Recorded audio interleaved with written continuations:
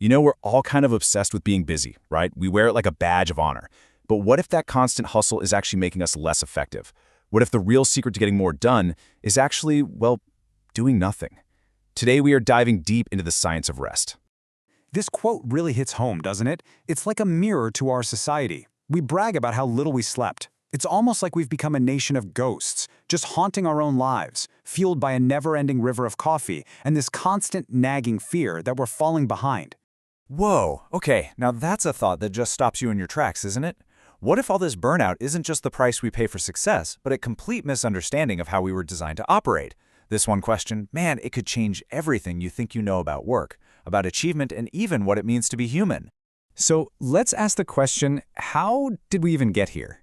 How did the very idea of rest become a bad word? In this first part, we're going to, investigate the crime scene. We're looking at our modern culture of burnout, a world where productivity is treated like a god, and rest is seen as the ultimate sin. Just take a look at these symptoms for a second. Does any of this feel familiar? I mean, bragging about getting 4 hours of sleep, running on caffeine all day just to function, feeling like your creative well has totally run dry, having a short fuse with the people you care about most. These are the warning lights on the dashboard of our lives, and for a lot of us, they are all blinking bright red. It's a pretty bleak picture, I know, but there is hope. And that hope, believe it or not, is found in the incredible and surprisingly ancient science of our own brains.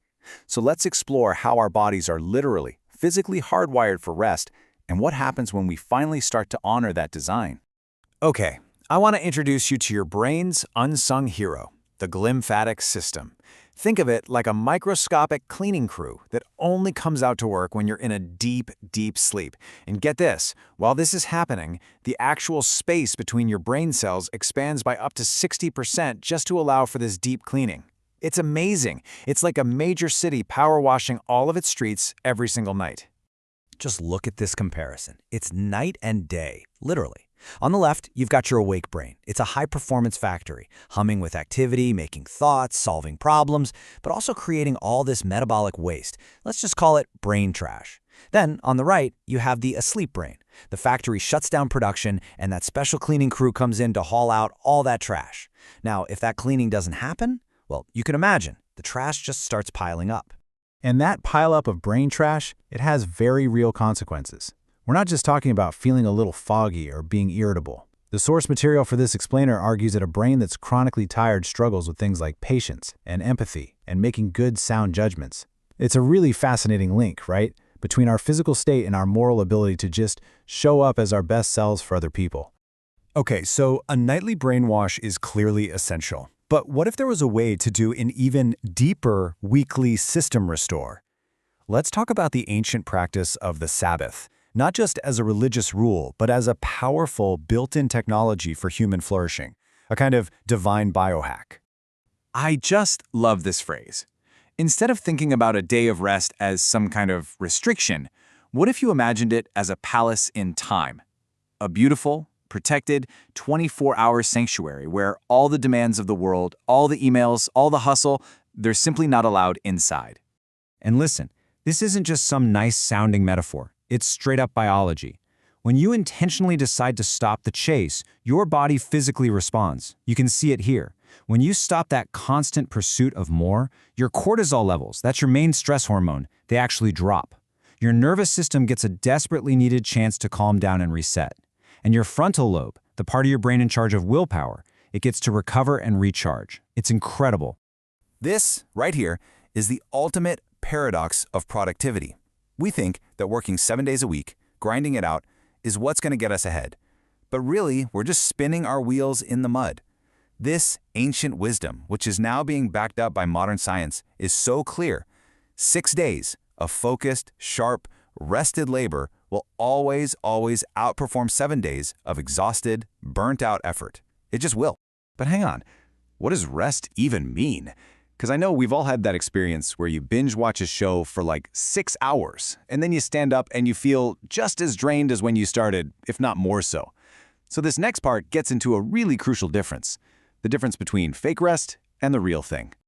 This slide really gets to the heart of it. Over on the left, we have what the source material calls false rest. Endlessly scrolling on your phone might feel like you're relaxing, but it's actually a form of passive stress. Your brain is still processing a constant stream of information, alerts, social cues. It's still on. True rest, true restoration, on the other hand, is about giving your brain a genuine break from all that input.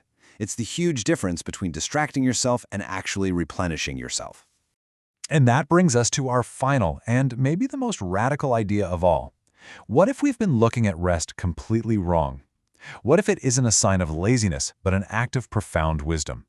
What if rest is actually a sacred duty? Just think about the theology here for a second. It's mind-blowing. The idea isn't that God rested because he was tired from creating the universe. He rested to set a template for us.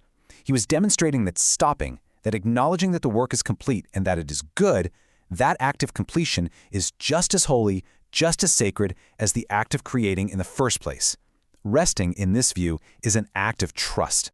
So as we start to wrap this up, I want to leave you with this question to think about. Are you just tired, or are you soul-weary? Is your exhaustion a deeper kind of ache, one that comes from violating this fundamental human need for true rest, day after day, week after week? So what can we do? Where do we go from here? Let's try a little experiment this week. A challenge. First, start treating your sleep not as a luxury, but as a non-negotiable sacred duty. Just try adding 1 extra hour a night. Second, intentionally carve out a Sabbath space in your week. It doesn't have to be a whole day. Maybe it's just an hour on a Sunday afternoon.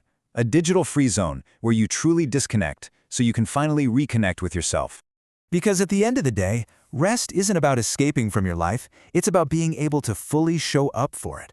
When you finally stop running, you get the clarity to actually see the path ahead. And that's a game changer. Thanks for joining me for this explainer.